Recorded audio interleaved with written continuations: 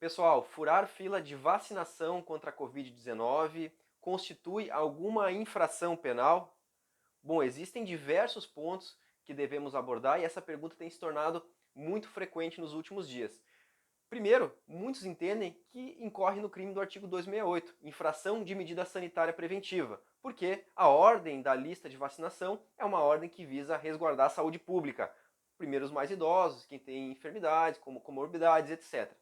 Porém, outros entendem que essa prática não constitui infração penal por ausência da situação de lesividade, por ofensa ao princípio da lesividade, porque uma simples furada de fila não ofenderia a saúde pública como um todo. Por outro lado, devemos considerar que as pessoas furando fila em grande escala em todos os municípios do Brasil poderíamos enquadrar naquilo que chamamos de delitos de cumulação, que é o que ocorre, por exemplo, nos delitos ambientais, quando se pesca um peixe de forma irregular. Em tese, não se está lesando o bem meio ambiente. Podemos fazer analogia para a questão do bem jurídico, saúde pública. Uma pessoa furando a fila talvez não lese e não lesará a saúde pública, mas várias pessoas em todo o Brasil fazendo isso pode causar sim uma lesão, um delito de cumulação.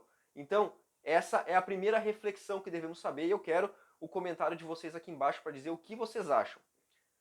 Outra possibilidade, não podemos negar que essa prática de furar fila normalmente vai estar atrelada a outros delitos, Um deles pode ser a falsificação, que pode ser a falsificação documental ou a falsificação ideológica. Vocês sabem que a falsidade ideológica é quando nós colocamos uma ideia e o documento ele é verdadeiro, mas a ideia que nós jogamos ali ela é falsa. Então, pode ser uma falsidade ideológica ou pode ser uma falsidade documental, falsificando, por exemplo, toda a forma de uma carteira de identidade, por exemplo, para passar por uma idade mais idosa. Outra situação, é muito comum que esses crimes em municípios longínquos ou qualquer município possam ocorrer com a colaboração de um funcionário público. E aí, normalmente, entrará junto crimes funcionais, que pode ser de corrupção ativa por parte do particular, e aí não é um crime funcional, é um crime que é praticado normalmente por particular, mas com a colaboração normalmente de um servidor público. E aí, efetivando a corrupção ativa com o pedido do particular para o servidor público, ela se efetivando entra a causa de aumento de 1/3 do parágrafo 1º. Então, é uma majorante da corrupção ativa. Também pode haver uma corrupção passiva, e aí sim, por parte do funcionário público que aceita a situação e também, se efetiva, entra também uma causa de aumento do parágrafo único, e aí também é 1/3 a mais na pena. Então pode haver os crimes de corrupção aliados à questão da furada de fila com relação à vacina do Covid-19.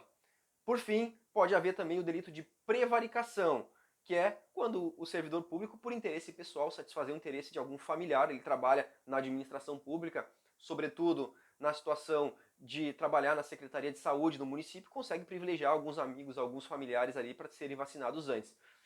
Além disso, não podemos descaracterizar também, desconsiderar a situação de improbidade administrativa. Claro, não é uma infração penal, mas uma ação civil pública de improbidade administrativa por ofensa aos princípios administrativos que são previstos ali no artigo 11 da Lei de Improbidade Administrativa. Então, são questões aí que nós devemos trazer.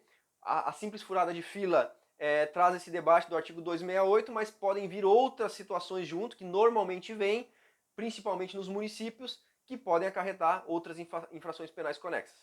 Pessoal, quero a participação de vocês, quero a opinião de vocês, o que vocês acham desse assunto polêmico, comentem aqui embaixo e vamos conversando. Um abraço, tchau, tchau.